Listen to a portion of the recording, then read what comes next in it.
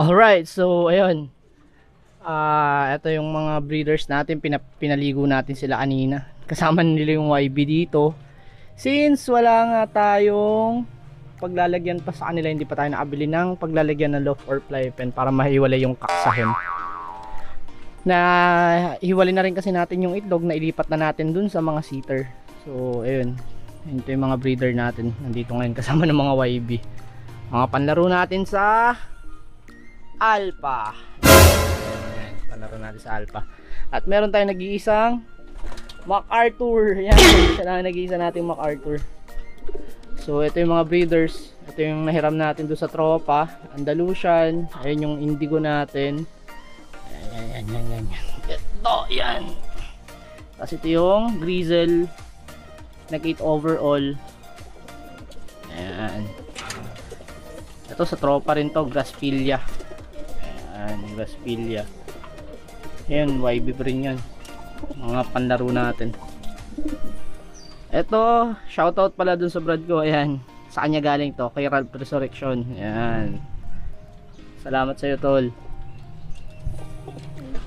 Tapos yun yung opal natin. Ayan, habol na yung lalaki, nahabol niya, tukanan tukangay, kawawa na yun. Mangingitlog na naman to mga to. Kakababa lang ng itlog nito parang 2 days ago. Bilis mahabol agad mangingitlog agad. Alright, so yun, dito naman tayo sa ating breeding section, specifically dito sa Yaya section. Ito yung YB natin na nasa thumbnail. Wag na kayong gumamit ng yaya kung ganito lang din. Tingnan nyo nangyari, guys.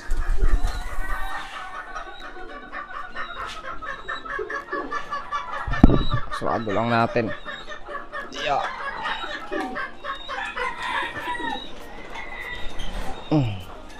Yung ibang breeders natin.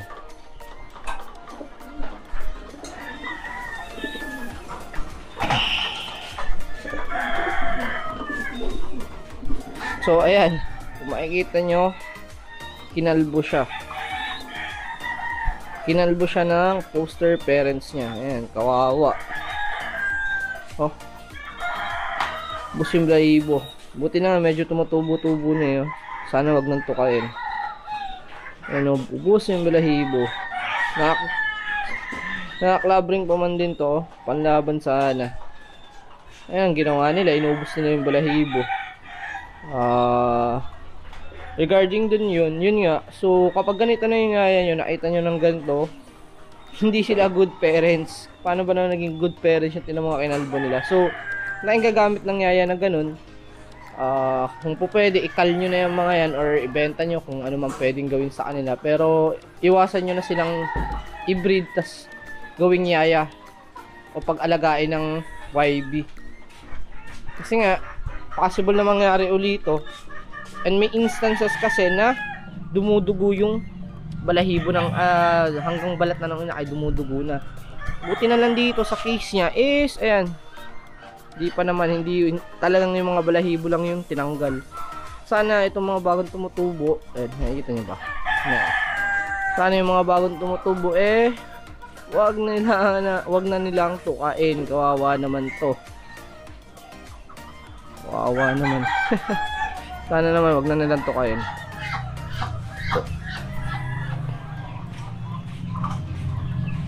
Huwag na kayong gumamit ng ganyang yaya. Ikal nyo na yan. Ayan, kawawa naman. So at least tumutubo-tubo na.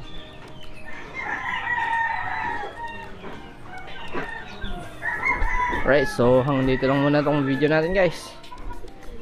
Peace out.